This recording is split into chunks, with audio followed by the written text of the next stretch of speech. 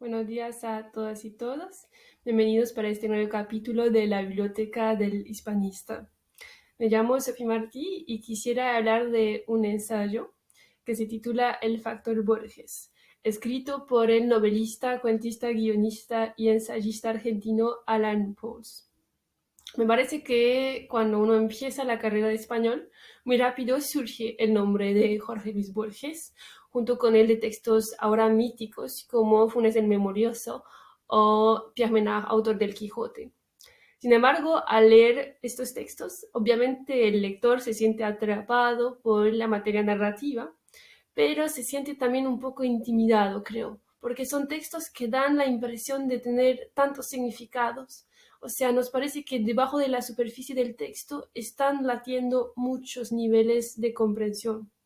Por eso la lectura de un ensayo crítico como el de Alan Pauls me parece una muy buena puerta de entrada a la hora de acercarse al corpus borgiano. En cuanto a la estructura, el ensayo no sigue ninguna lógica biográfica, ninguna lógica lineal, sino que se estructura en torno a 9 capítulos que van ahondando aspectos fundamentales de la obra y de la vida de Borges, ambas esclareciéndose mutuamente. Para tomar un ejemplo, el segundo capítulo presenta la genealogía de Borges, su familia, su historia familiar, para que entendamos, digamos, el cariz cosmopolita de sus lecturas y la inmensa diversidad de su cultura literaria.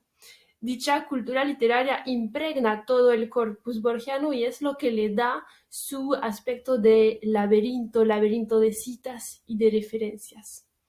Ahora que hablamos de laberintos, voy a hablar de mi segundo ejemplo, que es un capítulo en el que el ensayista va profundizando ciertos aspectos, ciertos motivos del corpus borgiano, motivos que constituyen como un compendio del pensamiento de Borges, motivos que podrían ser aleph críticos para entender el pensamiento de Borges. Dichos motivos son la enciclopedia, la biblioteca y el laberinto. La propuesta del ensayista es la idea de que la enciclopedia es una biblioteca dentro del mismo libro, una biblioteca por la cual el lector se desplaza como si se tratara de un laberinto, porque al fin y al cabo la concepción borgiana del conocimiento, del saber, es una concepción de laberinto. He desarrollado 2 pequeños ejemplos, pero el ensayista va desarrollando otros aspectos, obviamente, de su obra. Por ejemplo, la relación entre el autor y la argentinidad, la identidad y la historia argentinas. Otra cuestión que me pareció sumamente interesante es la del personaje de Borges. O sea, por qué el personaje de Borges siempre se encuentra entre 2 polos, uno la gloria y otro el ridículo. En último lugar, el último capítulo de la obra me pareció también muy digno de subrayar porque es un capítulo bastante sorprendente, dedicado a la presencia y al significado del humor en la obra de Borges, con lo que Alan Pauls llama, cito, la constelación de la risa.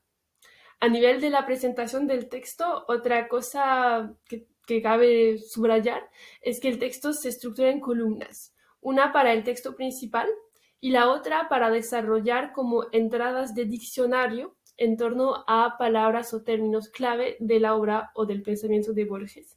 Así, el texto ya es una enciclopedia de Borges y no es un libro, sino varios. Podemos elegir leer el texto principal o las entradas de enciclopedia o los dos. En último lugar, para resumirlo todo, creo que leer el factor Borges es como estar en casa, pero esta casa es la obra de Borges, por la que Pauls nos va guiando y acompañando. De ese modo, recomiendo la lectura del factor Borges, un imprescindible en el momento de acercarse a una de las obras más complejas y más fascinantes de la literatura en lengua española y de la literatura mundial en general. Agradezco a Julia por haberme aconsejado este ensayo y a ustedes por escucharme.